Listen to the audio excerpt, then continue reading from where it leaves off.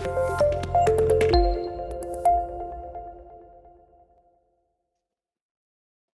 everyone, in this lecture we are going to discuss the syllabus of modern Indian history in detail. So at first we have middle of 18th century until the present. In this we have British conquest of India. So what were the various wars fought by British to conquer India? We had Battle of Plassey in 1757. Then we had the various wars with Marathas. Then we had the Mysore wars and various other wars. Then comes British policies and their impact. What was the impact of British policies on economic, administrative and socio-cultural sphere? Then we have socio-cultural reform movements. In this we have Brahmo Samaj by Raja Ram Mohan Roy, or we had Ishwar Chandra Vidyasagar who advocated for widow remarriage. Then we had Prarthana Samaj and various other movements. Then comes uprising against British pre-1857. In this we have Birsa Munda's rebellion or the Wahhabi rebellion and various other movements. After this, there are socio-economic condition of people. So what was the condition of people? They were very poor. The handicraft industry was totally ruined by British. So this was their socio-economic condition. And this led to peasant and civil resistance. What were the various resistance? Like we had the Indigo Revolt, then we had the Pabna Agrarian League and various other movements. Then comes the freedom struggle. In this we have the revolt of 1857. So you should know why did this happen? Okay, why did this failed? And what was the aftermath or the consequence of this revolt? So one of the consequences was that Government of India Act 1858 was passed. The number of British troops in army increased. These were the consequences. Then we have growth of nationalism in India. What was the reason for growth of nationalism? We had rediscovery of India's past. Then we had political, economic and administrative unification of country. And at last we have role of Western education and role of press. These were the three reasons for growth of nationalism in India. Then comes early political movements. What were the early political movements? Like we had the Indian National Association. Then we have the East India Association, Zamindari Association. These were the various associations. Then INC or Indian National Congress was formed, and the era of moderates is started. In this we have Dadabhai Nehruji, Firoz Shah Mehta, and various other people. Then after moderates, there was a growth of militant nationalism and there was a growth in revolutionary activities. In this we have Swadeshi and boycott movement. So you should know why was this movement launched, what were its successes, and what were its limitations or failures. And after Swadeshi movement, we had the Surat split. So why did this split happen and what was the consequence of this split? After this, we have international influence. So what was the international influence in our freedom struggle? Like our freedom struggle was inspired by Boer Wars or the defeat of Italians by the Ethiopians. These were some of the international influence. Then comes Murle Minto reforms. So why were these reforms made at the first place? What did they contain? And how did nationalists react to them?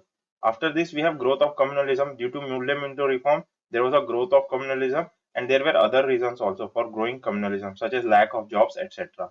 And after this, we have beginning of mass nationalism. Mahatma Gandhi comes into stage. What were his ideas? His ideas were non-violence, satyagraha, and various other ideas. And his leadership, he proved his leadership in Champaran, Kheda, Ahmedabad. So what methods did they use in these places? That should be known by us. Then after this we have Montag-Clemenson's reform. So why were these reforms made? What did they contain? And how did nationalists react to it? That should be known by us. After this we had the Rolwart Act, which led to Satyagraha. After this we had Jallianwala Bagh massacre, and this led to non-cooperation and Khilafat movement. So why was this movement launched? Non-cooperation and Khilafat. What were its successes and what were its limitations? That should be known by us. Then comes Swarajits and no changers. What was the difference between both of them? And how did Congress avoided split in the last second? That should be known by us. Then we had emergence of new forces. In this we have socialistic ideas, youth and trade unionism. So this was mostly due to Russian Revolution, the inspiration of Russian Revolution on our freedom movement. Then comes revolutionary activities. In this we had Surya Sen, Bhagat Singh and various other revolutionaries, and one of the reasons for its rise was the withdrawal of non-cooperation movement by Gandhiji. After this we have Simon Commission and Nehru Report. So why was Simon Commission appointed? What did it contain? and why did Indians oppose it, and what was proposed by Nehru report, and why some sections such as Hindu Mahasabha and Muslim League opposed the Nehru report. After this, we had civil disobedience movement. Why was it launched? What were its successes and what were its limitations? Again, one of the limitations was that the Muslim participation was low. There was low Muslim participation as compared to non-cooperation movement. And after civil disobedience movement, we had the roundtable conference. So you should know why Congress participated in the second roundtable conference, but boycotted third roundtable conference. And then there was a second phase of civil disobedience movement launched by Congress. And after this, we had communal award. Communal award was awarded after the third roundtable conference. So what did this contain? Communal award. And why was Gandhi opposed to communal award? And due to this opposition, Pune Pact was signed between Gandhi and Ambedkar. After this, we have participation in election to central legislature and provincial assemblies in 1937. This is very important because when Congress formed its government in provinces after the 1937 election, so now it became a party in power.